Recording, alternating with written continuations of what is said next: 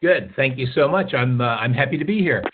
So the threat assessment topology, which we've been talking about, and we're now on the fifth session, and we went through the first sessions talking about planning, and we looked at all the planning, then we went into execute.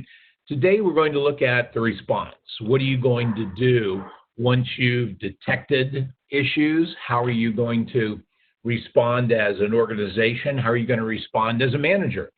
Are you going to respond as probably one of your organization's key subject matter experts? So we want to talk more about the response today. The sessions, again, we went through the first four: planning, identification, mitigation, detection. Today we're going to talk about responding. And basically what we want to look at is an effective response within the framework of our threats, what we've identified, what we planned on mitigating, and now we really implement what we said we were going to do in that implementation. So we'll talk about that today. Quick review, because this ties very closely to detection and to mitigation. We want to focus on, once we've looked at how the threats were detected in session 4, we looked at the different exposed processes, especially email, shared file storage, any software as a service application. Then those are, we've got to look at those and do some instrumentation on it. Again, we use email. We talked about that. We also talked about looking at our network and monitoring our network. But within detection and within your own organization, think of what you do in the organization which is now online. You may be doing project management online.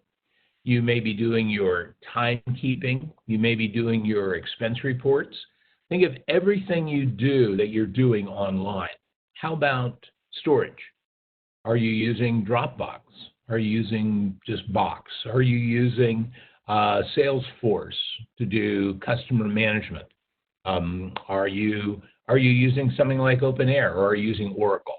And all of these software as a services, your admin, if you're not the admin on those different tools and applications, your admin will be able to show you how to set up their dashboard, how the dashboard itself is set up, and how to do monitoring of what's going on, and basically attacks against those applications.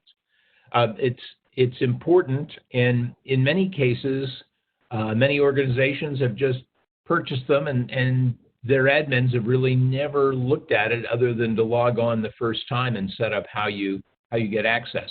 So these are areas where you have the ability to do detection. What you really want to be able to do is implement that detection and make sure that you're using all the capabilities within those software as a services.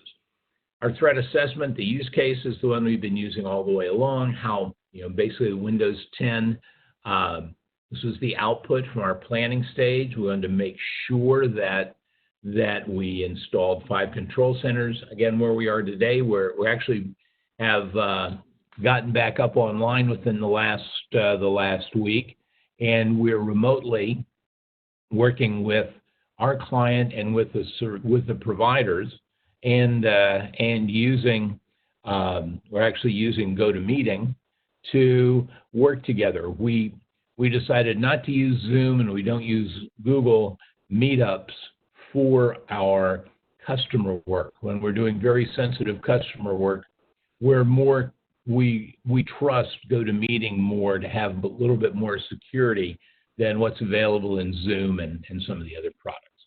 So here's the threat assessment we've been working on. Our time frame has kind of put a stop after the first 45 days. So we're looking at once we pick up again, and as much as we can do online, we're going to be doing that with the people who are permanent parties on the site, and we're going to do as much as we can before we start the clock again on this. When we looked at detection, we looked at the potential threat vectors. Of course, the main one is always going to be email. And you may have, email is pretty secure. Yes, it's pretty secure, but it's also the main way we get into social engineering. You have to keep in mind that the majority of people who hack into your system are not going after vulnerabilities in your software. They're going with your people vulnerabilities. And email is the portal to everybody in your organization. So if they can get one person to open up an infected attachment, that would be enough to take your entire system down. So there, people who are doing spamming, who are doing malware, and talk mainly about looking at people who work for possibly governmental organizations, where they're going to try and hack into your system. Last year, I did several sessions on troll farms and how the troll farms work. And the main way a troll farm works is they send out literally millions of emails a day. And all they want to get is one or two people who respond, who open those up. And actually, their hit rate's a lot better than one or two.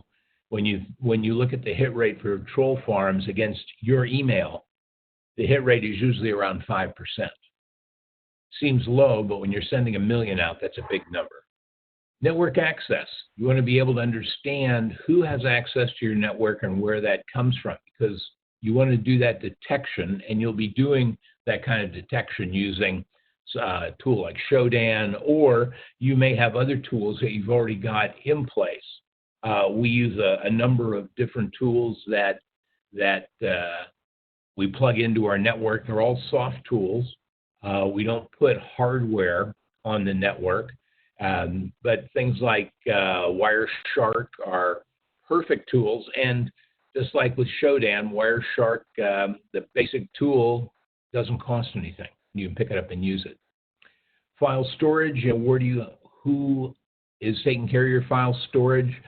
If you've got a tool like Dropbox or Box or one of those, underneath that is probably Amazon Web Services. There's probably AWS in the mix somewhere along the line.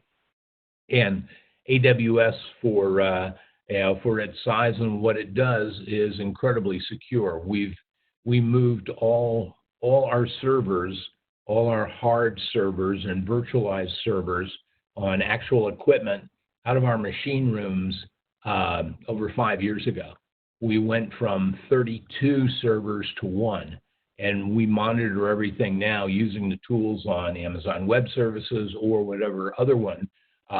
We have some on Oracle's cloud. So we manage those as part of our file storage.